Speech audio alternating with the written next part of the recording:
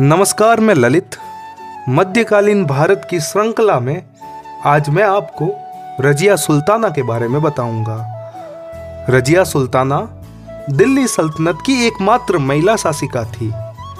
सन 1236 ईस्वी में इल्तुतमिश ने अपनी मृत्यु के पूर्व ही अपनी योग्य पुत्री रजिया को अपने उत्तराधिकारी के रूप में नियुक्त करने की घोषणा की, क्योंकि उसके बड़े और योग्य पुत्र नासिरुद्दीन महमूद की 1229 में मृत्यु हो गई थी, जिसकी याद में सुल्तान इल्तुतमिश ने दिल्ली में ही इसका मकबरा सुल्तान गढ़ी के नाम से बनवाया, जो कि तुर्कों के द्वारा भारत में बनाया गया पहला मकबरा था। इल्तुतमिश की मृत्यु के बाद उसका एक अयोग्य पुत्र रुकनुद्दीन फिरोज शाह जबरदस्ती दिल्ली की गद्दी पर बैठ गया, और उसके गद्दी पर बैठते ही साम्राज्य में चारों तरफ विद्रोह होने लगे और वो उन विद्रोह को दबाने के लिए दिल्ली से बाहर गया।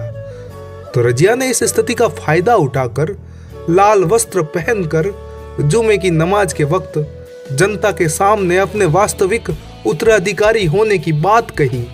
जनता व अमीरों के समर्थन से वह दिल्ली की गद्दी पर बैठ गई। रुकनुद्दीन फिरोज शाह जब दिल्ली वापस लौटे तो उन्हें कैद खाने में डाल दिया गया। रजिया सुल्ताना ने 1236 से लेकर 1240 तक दिल्ली की गद्दी पर शासन किया। रजिया दिल्ली सल्तनत की गद्दी पर बैठी तो उसके प्रांत में चारों तरफ विद्रोह हो गया, क्योंकि अधिकतर सूबेदारों को एक महिला के द्वारा शासन का संचालन करना नागवारा गुजरा। उनमें उनके पिता के वजीर निजामुद्दीन जुनैदी भी शामिल थे। रजिया सुल्ताना ने पर्दा त्याग कर पुरुषों की तरह वस्त्र धारण करने शुरू किए। व्यक्तिगत दृष्टि से देखे तो उसने भारत में पहली बार स्त्री के संबंध में इस्लाम की परंपराओं का उल्लंघन किया था। इन सब का दरबार के शक्तिशाली तुर्कों ने खुलकर विरोध किया। जब तुर्कों के गुट ने रजिया का विरोध किया तो रजिया ने भटिंडा के गवर्नर और सूबेदार मलिक अल्तुनिया, जो कि एक तुर्क नेता था, से निकाह कर लिया और अपनी स्थिति को मजबूत करना चाहा, लेकिन वो इसमें असफल रही।